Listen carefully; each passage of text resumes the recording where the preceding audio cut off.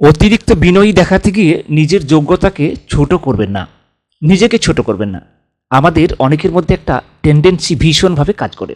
দেখবেন আপনার থেকে বয়সে ছোট হলেও অপর প্রান্তে থাকা মানুষটা খুব ভালো কোয়ালিফাইড, খুব উচ্চ পদে চাকরি করে, খুব জ্ঞানী, সেই মানুষটার প্রতি সম্মান দেখাতে গিয়ে অতি বিনয়ে অবনত হয়ে থাকেন এবং নিজেকে ক্রমাগত ছোট করতে থাকেন। এই ধরনের টেন্ডেন্সি এড়িয়ে চলুন। মানুষকে সম্মান দেবেন ঠিকই, এটা নৈতিক দায়িত্ব এবং কর্তব্যের মধ্যে পড়ে। তার মানে এই নয় যে আলটিমেটলি অল টাইম নিজেকে ছোট করতে থাকবেন।